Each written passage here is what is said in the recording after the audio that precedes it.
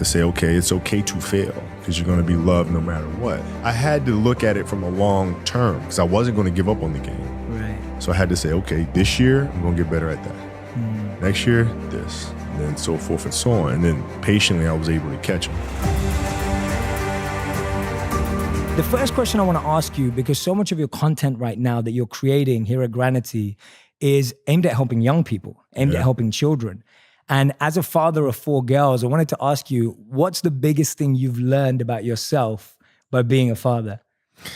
It's amazing. Like when you become a parent, things become much more, life becomes, it lines things up for you a little differently, right? Like before you have kids, me and my wife, we can travel anytime. There's work and, you become you have a very clear focus. When you have children, it becomes about them. It's not about you guys anymore, right? And so that shift, it's a big one.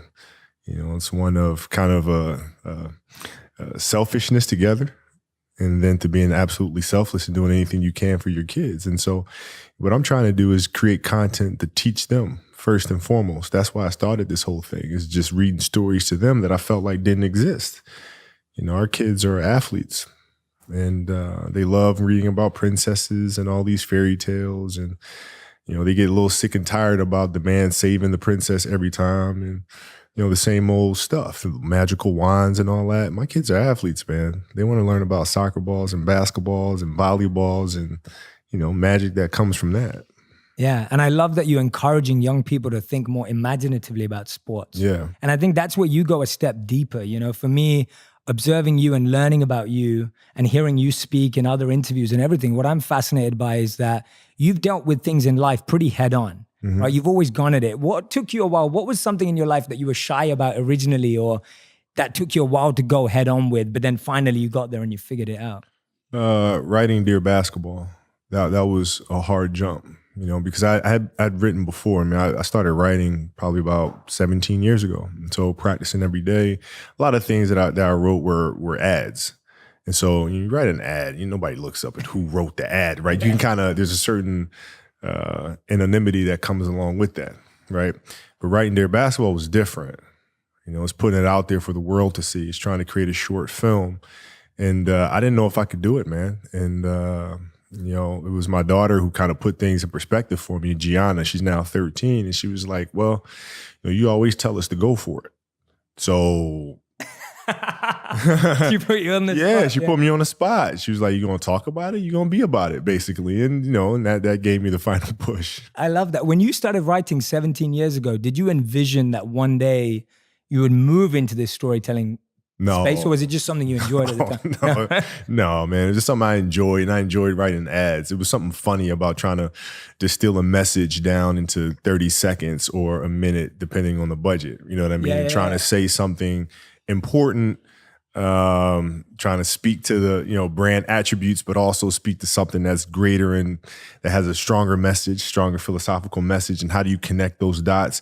So putting that puzzle together was something that was really intriguing. Yeah. But I never thought I'd be writing novels or movies and that sort of stuff. Never, man. I love that, man. I love it how everything evolves naturally. And actually hearing you say that, it reminds me. So my vision when I was sharing earlier became very clearly making wisdom go viral. Mm-hmm. And I was like, how do I take these teachings that are like so sacred, they're hidden away in these books, and how do I make them really relevant and accessible and practical to the whole world? Because I know that anyone can access them. They're universal, right? These teachings can apply to anyone, but sometimes they're just hidden away. Sure. And a young person doesn't know how to find them. So that inspires me hearing them. That's beautiful too, because especially in today's world, there's so much clutter. It becomes harder for kids to try to weave through a lot of the crap that's out there to find stuff that's actually beneficial to them. Yeah, I think you reminded me, I think E.O. Wilson said, we're drowning in information, starving for wisdom. Yes, right? Sure. Especially, and that's why I think your work is cutting through, because I think what you've managed to do with your new work is that you're finding ways to connect with what people care about, but you're taking it a step deeper. Yeah. Right? Yeah. You're not just settling for let's talk about sports. It's not just about sports. It's about life, right? It's about the metaphor that sports has for life. I mean, sports is the greatest metaphor we have in terms of dealing with life. Because, even if you listen to music will give you guidance. right? That you can then meditate on and think about how you would apply it. In sports, you have to apply it in the here and now. I mean, you're faced with challenges moment to moment. You're faced with pressures and anxiety and communication or the lack thereof and all this other stuff. Like, it's in the moment. So you have to live it. And when you practice those things, you become better at it. But I just feel like in this day and age, our children have become less imaginative about how to problem solve. And parents and coaches have become more directive in trying to mandate or give orders or teach kids how to think and teach kids how to behave versus and tell them how to behave versus teaching them how to behave. And so that's why I'm creating these stories and creating this content. Yeah, I love that. I think it's so true. When you treat people as kids, then they always be kids, right? Even when they grow up. Yeah. And for you, it was really powerful because you've talked about this before, where your father said to you, like, whether you score 0 or 60, like, I love you. Yeah. Tell me what that statement meant to you at that time, and how did it actually motivate you to continue scoring 60 rather than go, oh, I'm all right at 0? Well, it did more than that, right? So like the basketball stuff speaks for itself in terms of what that comment did for me in terms of giving me stability and giving me confidence to say, okay, it's okay to fail because you're going to be loved no matter what. And that doesn't just mean basketball. That means anything in life. Yeah, that means writing. That means being an entrepreneur. That means having the confidence to go for it. And I've seen too many parents do the exact opposite. And it terrifies children. And children become paralyzed by their own fear because they don't have that security blanket of love and comfort. Yeah, absolutely. How have you been able to, in your life, see past the cloud of emotion to actually execute on things? Because I think what we were speaking about earlier, this challenge that young people have today, everyone has today, of just so much information, so much cloud of emotion, so many feelings, so much childhood baggage that you're bringing. Like, how have you always cut through that and execute on that? You know, what I try to do is just try to be still and understand that things come and go, emotions come and go. The important thing is to accept them all, to embrace them all. And then you can choose to do with them what you want versus being controlled by emotion. You know, a lot of times I've seen players, even myself, when I was younger, being consumed by a particular fear. And to the point where you're saying, okay, it's not good to feel fear. I shouldn't be nervous in this situation. Like, nah. And it does nothing but grow. Versus stepping back and saying, yeah, I am nervous about this situation. Yeah, I am fearful about this situation. Well, what am I afraid of? And then you kind of unpack it. And then it gives you the ability to look at it for really what it is, which is nothing more than your imagination running its course, you know? Yeah, absolutely. Yeah, I love that. Because what you're saying is that when you're dealing with something, it's almost like, how can I get to the root of it? Yeah. Because sometimes what we're dealing with, like you're saying, it's an imagination, an illusion. It's not really... It's not really a thing, you know? Like you think about game-winning shots or game-winning free throws, and people go to the free throw line and they're nervous about it. Well, what are you really nervous about? If you unpack that, okay, you're nervous that you're going to miss the shot. All right, so you missed the shot, then what happens? People are going to be embarrassed. You're going to be embarrassed because thousands of people, millions of people see you miss the shot. All right, and then what? People are going to talk bad about you. Okay. Right. And so you're looking at it and go, are those things even important? You know what I mean? If that is my fear, like what is, you worried about letting your teammates down? Okay. Have you let them down before? Oh, I'm sure. In practice and things of that nature, right? They're still there. Yeah. You know? And so when you're able to unpack it, you kind of look at it for what it is, which is really nothing. Yeah. I love that. Breaking it down. I think that's so important. I think everyone who's listening and watching right now, next time you're facing a fear, next time you're going against something, do that. Like literally unpack it. Don't just settle for your first answer, because the first answer is rarely the right one. Yeah, don't hide from it. You know, you got to be able to look at it and, you know, and deal with it head on. Yeah. I love that, man. And you talk about that because you talk about, you know, when you talk about missing 5 throws and you talk about getting over yourself. Yeah. Right? Like getting over yourself. How did you get that mentality of just being like, I need to get over this. Like I need to get over myself. You know, trial and error. You know, you grow up and you make game-winning shots and it's awesome. And you come back the next day and miss a game-winning shot and it's misery. And then the next day comes and you're back playing again. And you understand that life has this cyclical nature where it's, you know, what you do on Monday is fantastic, but then Tuesday is a bad day. But guess what? There's Wednesday. Yeah. So are we just supposed to live our lives like this the whole time? You know, versus just staying like this and understanding that it's really just a journey of evolution every day. It's just constant improvement, constant curiosity, constantly getting better. The results don't really matter. It's the figuring out that matters. Yeah. And we all get obsessed about the results. Yeah. Like we get obsessed about like the output, not the input, of not figuring it out and not like changing things. What you said, trial and error, like the experimenting. Yeah. We forget to do that. It's unfortunate, man. Like I've seen a lot of players, especially now, in youth basketball dealing with that.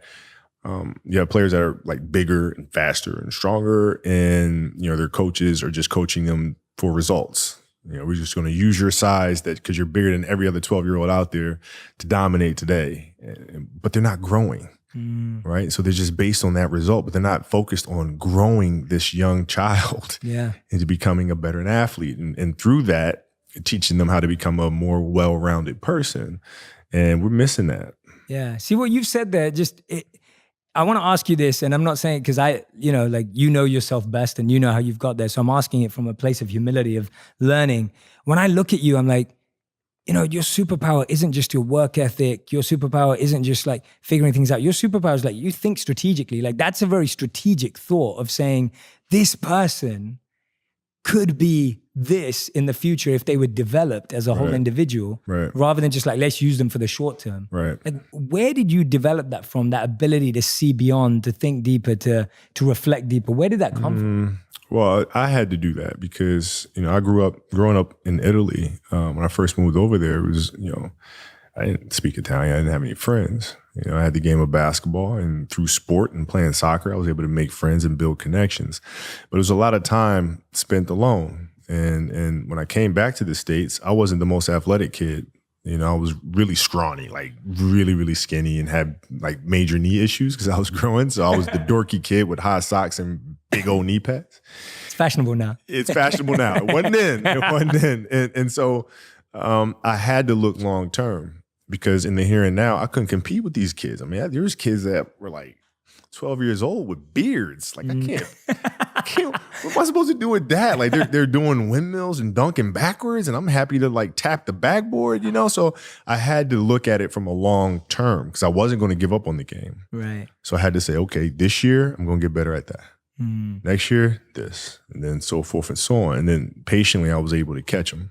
Yeah, I love hearing that. Because I think so many of us you believe like when you see people like yourself, it's like, it's so easy as an excuse to ourselves to just be, oh, you're destined for it, right? You were made for it. It's kind of like that kind of, oh yes, but when you talk about saying, oh, actually, when I started, I didn't have the physicality that meant that I was going to make it. Like you had to figure it out, and I love it. Figure it out, man. It's just piece by piece, and it's the consistency of the work, which I feel like a lot of parents are missing today because we're not teaching that to our kids. We tend to say like kids don't want to do the work, but in reality, it's when we're failing them because we're not leading them the right way and teaching them, how to fish. You know what I mean? And so like the consistency of work, Monday, get better. Tuesday, get better. Wednesday, get better, right? And you do that over a period of time, not like 1 month or 2 months. I mean, it's 3, 4, 5, 6, 7, 8, 9, 10 years. And then you can get to where you want to go. Yeah. I think it was Bill Gates who was talking about that. He talks about how like we overestimate what we can do in 1 year and underestimate what we can do in 10 years. No doubt. Right? Like it's like that, No doubt. I think everyone thinks about it, like, what can I do right now? Like, how can I make it happen? But like with you, I think people always ask you also like, how do you deal with losing or failure? What I'm intrigued by is how someone like you deals with winning. Because you've won again and again. And like I was saying earlier, you won, obviously we know you won in basketball big as an athlete, but you're winning now, even in the work you're doing here as a storyteller, as a producer, right? Yeah. It's amazing to see so many incredible awards coming through. How have you dealt with winning? Like when you win, what goes through your mind to help you to continue with? Well, it's a little different. Like in basketball, it was different because I expected to win. Like I expected us to win championships. I expected us to win 5. Quite honestly, I expected us to win 8. And so when you have that vision in sports, it's a direct competition. Like I know how hard they're working. I know how hard we're working. I know what their strategy is. I know what ours is, So it's a little different. So when we went in the NBA, it was like, yeah, we expected to do that. But now we're going to come back and we're going to do it again, And so it's that constant like, all right, you're churning. You win one championship. I'm back in the gym the next day, working, getting ready for the next one. Now, it's different because it's not about the awards. You know, you just wind up trying to create something that's going to inspire someone that hopefully, you know, through that inspiration, they can inspire somebody else. And what I've come to learn as my career went on is that's more significant than any championship. Is how do you connect with somebody that can then connect with another? And then with whether the awards come or not, you know, that's for, the Academy Award body to decide. Yeah. But, you know, like for us, it's just to try to create things. Yeah. Well, I guess now that's what shifted, that now the intention isn't even expecting to win, it's expecting to change lives. Right. Right? Like your content is really about making a difference and an impact on young people's lives. Sure. Which I think is like the biggest way of winning. I think so. I mean, you're looking at 62% of young children are dropping out of sports. 62%. And they cite the fact that it's not fun anymore. Well, what does that tell them? I mean, that's telling us as grown-ups are getting in the way. Get out the way. Let these kids be imaginative, which, you know, like in our stories, it's important that, yeah, there's a fantasy nature to it, right? But it's rooted in reality, right? When we have fire-breathing winged horses and things of that nature, those are actual drills that are taking place. We don't have fire-breathing winged horses actually performing that, but we do have ball machines that are spitting balls at tennis players, right? And so all of our stories are all anchored in an element of truth, so that children feel like when they are doing these drills with these ball machines, they can envision maybe it's a fire-breathing winged horse. Yeah, to keep them excited. Yeah, they can envision Gus throwing fireballs at them. Yeah. And even the plays, like when in the Wizard series, when the basket is opening up and shrinking, these are things that we experience as athletes. Like some days I feel like I can't make a shot, man, and the basket feels like the size of a keyhole. Yeah. You know, and other days it looks like a swimming pool. Yeah. You know, that's magic. And so we root our magic in reality so that when kids experience these things, particularly the failure side of it, they can connect it to one of our stories and say, okay, I've seen this before. I know how to deal with this. Yeah. That's beautiful, man. I love that. That analogy of like feeling the basket bigger or smaller and like being able to vision that. I can vision it right now. And like, yeah, you're so right. Like some days it looks huge. And I love that. That's such a great way of thinking about it. And I guess so much of this is from your real life vision. Oh yeah. This is like some days. I've experienced it. Yeah. But I love that because it's also giving them the permission to say like, be imaginative about this, right? Yes. And that obviously gives so much. I think when we imagine, it changes the reality of, I'm just sitting out here taking shots. Yes. Right? Which can get boring and tiring. Becomes mechanical. Mechanical, that's the right word. Mechanical. Yeah. Like our job is to try to inspire the creativity inside of our children so that they can think through how to problem solve situations. So like, when I coach my daughter's team, it's not about giving them answers. It's about asking them questions and getting them to process things. Right? When the game is being played, I'm not sitting there giving them answers or barking out things on the sideline. I sit down and I'm quiet. My assistant coach sits there and she's quiet. And the kids figure things out for themselves, or they don't. And then they come back and there's always questions. And then you kind of ask them more questions and you help them figure it out. But then you see their level of excitement to practice every day increase because it's a process that they are owning, right? They're not coming to get orders barked at them every day. They're coming for kind of their personal quest to get better. Yeah. And how do your daughters feel about you coaching? I guess that style makes them feel comfortable, but how have you been able to manage that with the pressure of you being there? No, it's no pressure because, it's their process to own. Like I have knowledge, information that I've gained, through playing. So like the little details of things I can teach at a high level. But ultimately it's them. Yeah, you seem very still and detached about it. Yeah. I mean, it's the kids love playing basketball, and so that's the anchor of it all. They come and they play and they learn and they have fun and and they compete and they challenge themselves and one another and they just get better every day. Yeah. How have you seen that with Legacy and the Queen? You chose tennis. Yeah. Like what was the choice of sports about? I'm intrigued by that. Yeah. Why tennis? Yeah. So like the first novel we did was the Wizard series. It was important for that to be basketball because I wanted the first story to be one of empathy and compassion. And in team sports, if you don't have that, you can't win. Right. And so it was important to tell the tale of a basketball team dealing with their own personal fears and have those fears and insecurities lead to empathy and compassion for others, right? And with the second story, I wanted to look more internal, individually, and look at how do you deal with the inner challenges, the kind of the self-negotiation that takes place inside of our own heads. And there was no sport better than that than tennis. There's golf, but tennis, you have more movement, which to me symbolizes life in general, because there's a lot going on, right? There's the elements in tennis that you have to deal with as you deal with in golf, maybe not to the same extent, but they're still there. And then there's the confrontation with the person across the net from you. Yes. Right? As well as the strengths and weaknesses in your own movements and how you feel in your own body. And because of that, it was important for this story to be a tennis story. I love that. That makes complete sense. And give me an example of that self-negotiation. I love that word, and I get that. Can you expand on that a bit? Like, you know, you're out running on a track, working out, and you start talking to yourself saying, man, my knee is really sore right now. Maybe I'm doing too much. Sounds like me. Maybe I need to back off, you know. Man, my lungs are burning. Maybe I can just slow down here. I'll do like an extra 2 sets tomorrow.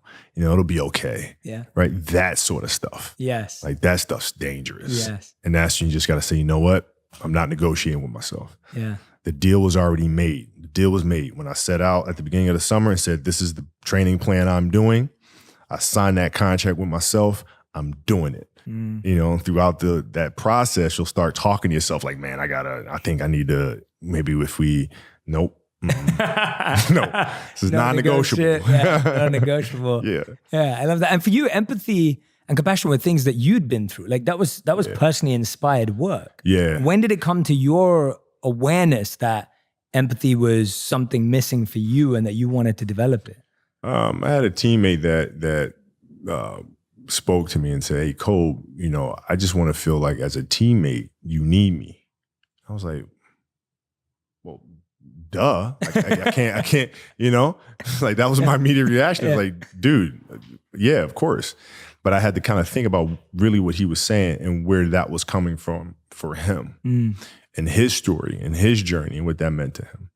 And that opened my eyes to there's a bigger game being played. It's not just basketball, but it's the emotions of each individual and the backstory that they're carrying with them, the baggage that they're carrying with them. And if I really want to be a champion and be a great teammate, I have to understand what those mean to help them become better and in turn help me. Yeah. And do you think this content's going to help all the content you're creating here at Granity? Is that for you to help build better bonds between parents and kids? Like, are you hoping that the podcast, for example, like kids are going to listen to it on the way to school or on the way back? Or like, how are you imagining people consuming the work? Yeah, I mean, I imagine it in different ways, you know, but like ultimately people always figure out a way to do it that's comfortable for them. But like, you know, which is why in everything that we do, we try to create the highest quality of product. Right? Like, you know, people will sit down and tell me, they'll say, okay, well, audiobooks, a very small percentage of people listen to audiobooks. We don't really have to invest too much in doing audiobooks. And what? Excuse me? No, because what if that one person just listens to audiobooks? That one family enjoys audiobooks. They have to get the best experience that I could possibly give them. So that means using a London orchestra. That means doing full symphonies. That means having Felicia Rashad read the stories. Like, it means everything. The books themselves. I got this all the time. There's no money in making books, man. Nobody makes money in books. And I'm sorry, you want to make a book with using what material? You know, like, you know, I'm like, yeah, because children matter. So like, I don't know how they're going. I imagine how they're going to be consuming content.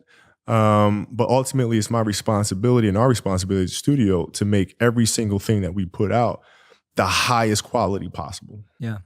Yeah, no, I can imagine parents listening to it on the way to school. Yeah. I can imagine listening on the way back or on the way to practice. Sure. Or things like that. Like, I think it's cool. Well, the Punies for sure. Like the Punies, I was like, you know, when I first made the Punies, we're going to release it in the summer. I think we released it in August. I think it was August around the same time.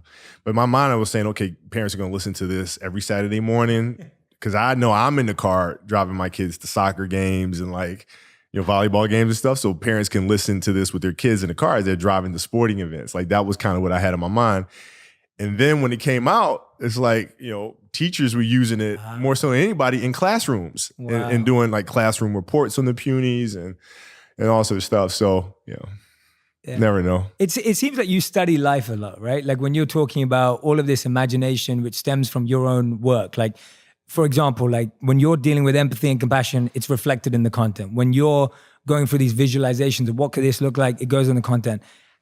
You study life a lot. What currently are you studying, and what kind of gets your imagination really growing right now? Like what keeps that moving for you?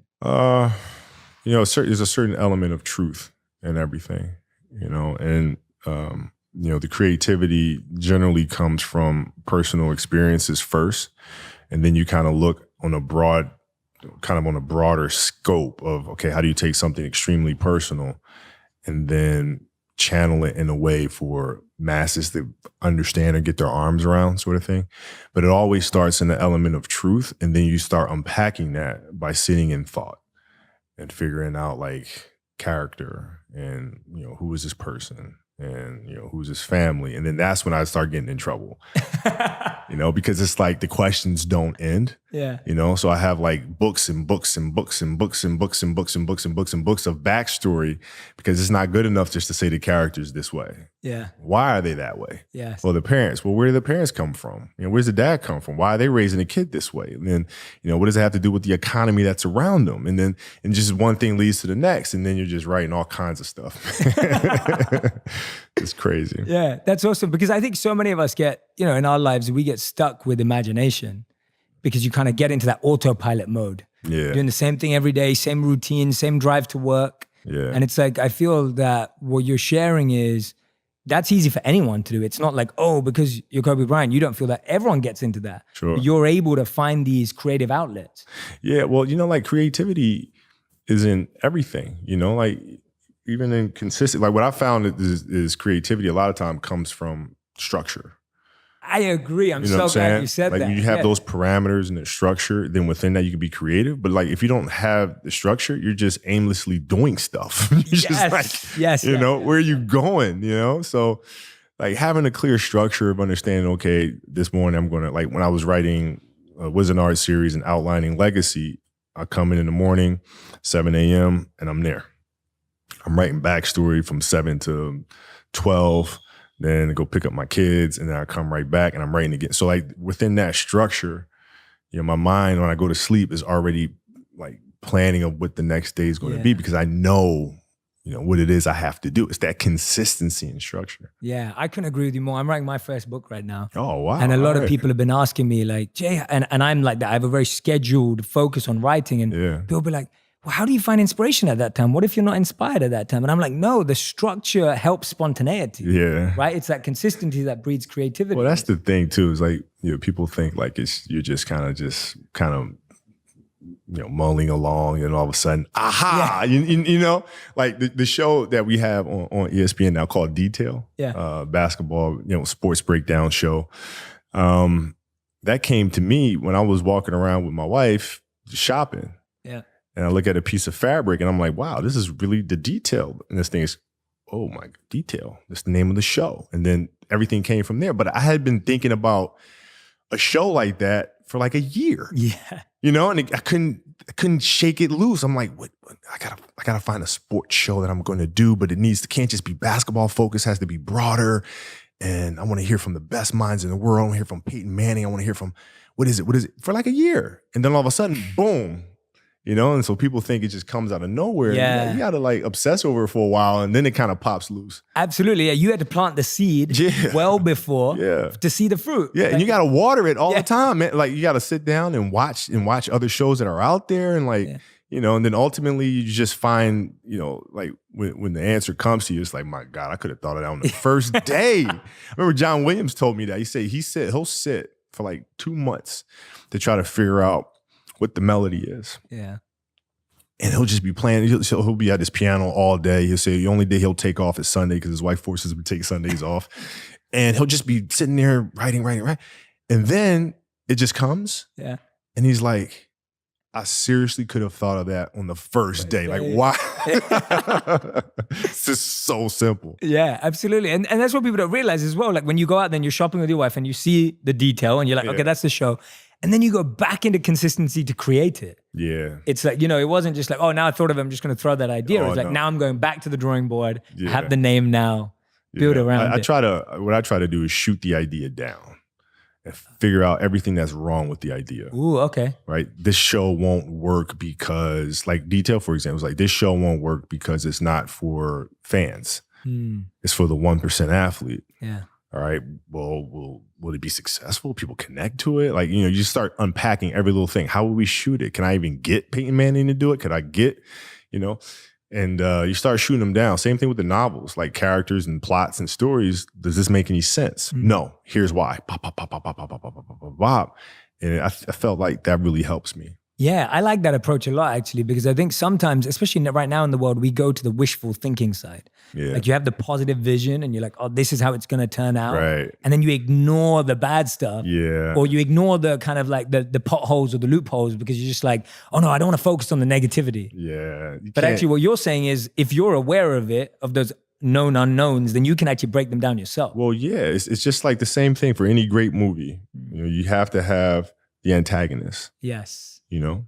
A strong villainous character will really drive the narrative along. If you don't have that, you have nothing from which your hero has to bounce off of. That villain could be, maleficent. It could be something inside of you. It could be whatever, but you have to have that clear antagonist that's driving the narrative forward. And so in this sense, it's the same thing. You pick apart the negative, and from that, you can then move forward. Absolutely. What I'm loving here right now is that all I'm hearing is like Kobe the storyteller. Like I'm loving it. Like what I feel is like what I'm hearing about is your obsession and obsessiveness with stories. Yeah. And it's not just like, I'm sharing this. It's like you've really studied stories. Like you've really broken them down and understood it. Tell me about where that obsession comes from in general, like how you find obsessiveness and how you've applied that to story. Yeah, obsessiveness just comes from something that you love. Like you really love it. You'll go through fire for it. You'll go through the ups and downs with it, and you'll just keep at it because you love it so much. And story for me started a long time ago. I had a great English teacher at Lower Merion High School named Jane Mastriano, and she explained to me the art of storytelling my sophomore year. And that's where I started falling in love with it and understanding story structure, how to develop compelling characters and how stories are the driving force, whether they're inspirational or informational, that really change society. Yeah, absolutely. Yeah, we're defined by the stories we tell ourselves, whether personally or outside of the world. Absolutely. And it seems like you just mentioning that, it just shows the role of teachers. And now when you find that teachers are using the work you're creating to teach, that must be amazing. Comes full circle. Yeah. It's a pretty cool feeling, man. Like growing up, when I was in high school, man, I didn't read much at all. Yeah.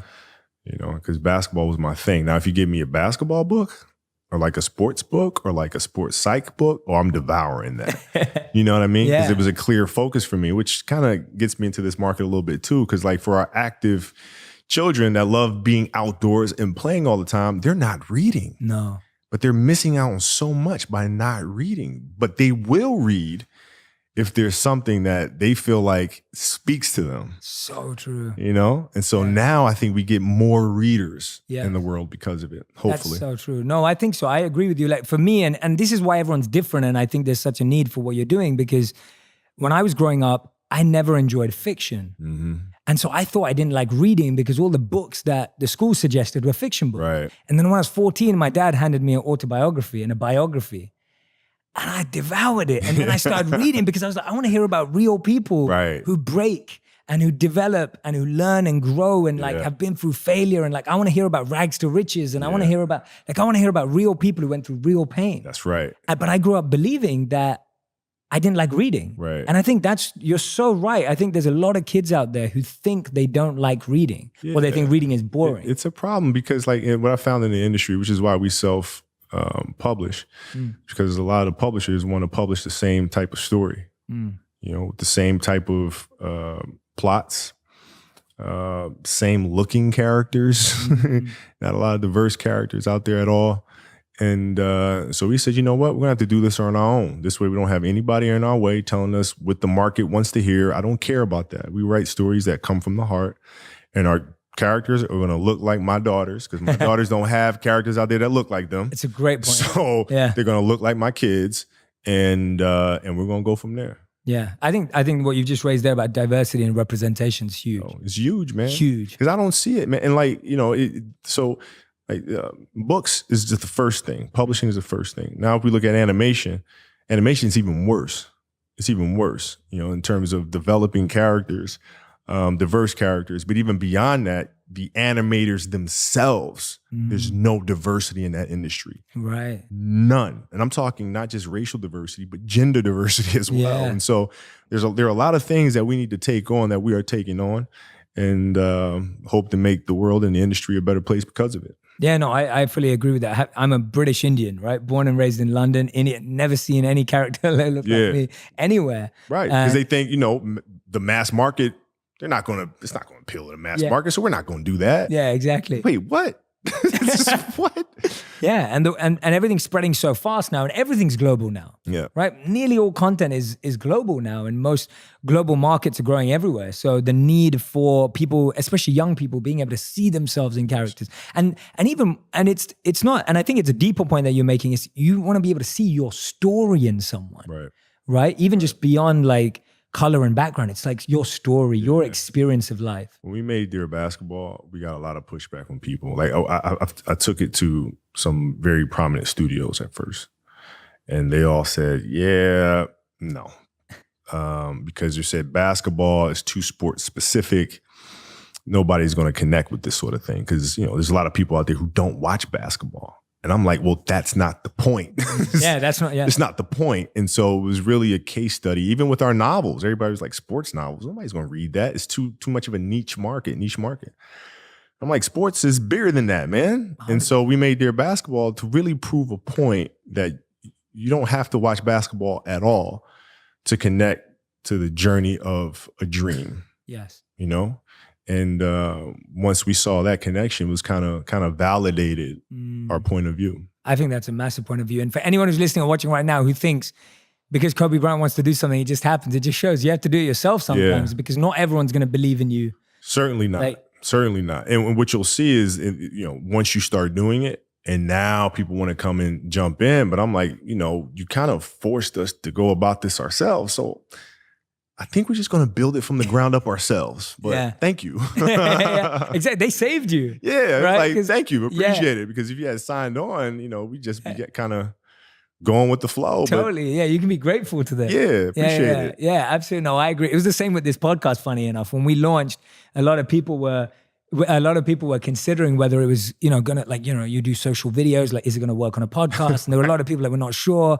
And then, like, we launched some of the biggest podcasts in the world in the health category, which is my world. And it was just like, everyone's just like, oh, interesting. But I'm like, thank you. Yeah. Like, thank you so much for saying no and you didn't think it was going to work, because now I figured it out myself. Yes. And what you said, it actually builds confidence and validation. And Oprah told me this when I first decided to build the studio. And I was asking how Harpo came to be. And she said, well, when she was doing her deal for the Oprah Winfrey Show, she was re-upping her deal. And actually, the first contract she made, she said, well, don't pay me up front. Just I want to own a percentage of the show. And so they gave it to her. And now, at the time, there weren't any Black women hosting a daytime talk show. No. Right? So it was really new. And she said, you know, Kobe, if they believed that the show was going to be successful, they wouldn't have given me that. They wouldn't have. In their mind, they're thinking, oh, we got to steal. We don't have to pay her. We can take this money and move it over here. This is great. You know, it's going to be a flop or be successful. I don't know. At least we get diversity on TV. It's fine. And all of a sudden it's, we're in trouble. We shouldn't have given it away. Yeah. Opened up Pandora's box, right? So now you come back for the next deal and it's like, you gotta have to give me some more ownership. And you're like, dang it, here. And then ultimately she, came to owning 100% of her show. Yeah, which is amazing. Wow, that's a great story. Yeah, that's fascinating. I think because sometimes when you think that, you're like, oh, they like me. That's why they're giving it. No. Yeah, no, don't like me, please. Here's an idea. It's terrible. Yeah. I just need you to buy in just a little bit. Yeah, I love that, man. That is awesome. How are you encouraging? Well, you've shared so many stories of like your teacher who taught you about storytelling and writing early on. You just shared Oprah's example. Like you've had so many incredible mentors in your life. We all know about that. Yeah. How are you encouraging young people to find the right mentors, and how can they find the right mentors, even through your work? I guess your work is somewhat mentorship. We try to be, and I think the important thing is research. In the hall here in the office, I have a hall that I call Muse Hall. We have all the portraits of some of our muses here, from J.K. Rowling to, Steve Jobs and so forth and so on. And I think it's important to research them. And it's like putting, fuel in the fire every day. There's constant inspiration when you read about them, what they were able to accomplish, how they went about accomplishing it. You're just constantly, feeding that flame and learning. And the best way to do that is to learn from the people who have done it. Yes. Yeah. That just made me so happy. I have a gallery wall in my home. If we were recording this at my place in Hollywood, awesome. Like I have a gallery wall, Steve Jobs is right there. Yeah. Right. And Einstein's there, and Martin Luther King's there, and there's a few other people. And for me, it's the same thing. It's like sometimes I'm sitting there and I'll be like, well, what would that person do? Like, how would they have dealt with this challenge? Right. And you're so right. I think you can be mentored by people who aren't alive. 100%, because their stories still live, which brings us to the importance of storytelling. Yeah, their stories still live. These muses are here. It's important to learn from them, and if anything, it helps you remember that they are human, just like us. Yeah, these great things that get accomplished can be accomplished by others and beyond. Building Walt Disney Company is not something that people look at and scoff at and go, "Oh, it can't be done." Well, why not? Why not? Yeah. And the more action you take, the more you think is possible. Yeah, because you realize they're people just like us. They make mistakes just like us. And they kept going. Yeah. And we can do the same.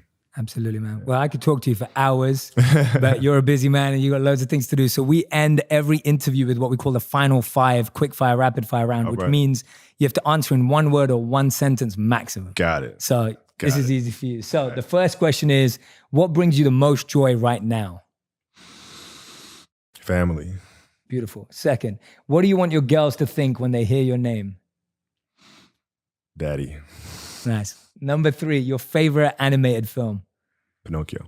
Oh, nice. Oh, I was not expecting that. It's the greatest. Yeah. They were in a zone when they made that film. Absolutely. Question number 4, the book that's had the biggest impact on you? The Alchemist. Oh, nice. Okay, great. Question number 5. Your one message to all storytellers would be? Create from truth. It's beautiful, man. Kobe, thank you so much. Got it, man. This has been an honor, man. Thank you. It's such a beautiful conversation. Thank you for sharing so many gems, so many wisdom pieces. And anyone who's out there right now, I've got the copy of the book right here, Legacy and the Queen. You can go grab it. And you can also listen to the podcast, The Punies, as well right now. So you can go and download that. We'll put the links to both of them in the comment section and in this podcast. So you can go directly there. Kobe, thank you so much for allowing us into your space, man. This was really special. Thank you. I remember this. Thank you, man. Thank you. If you want even more videos just like this one, click on the boxes over here. And if you want to continue seeing these kinds of stories, you can subscribe by clicking the link right here.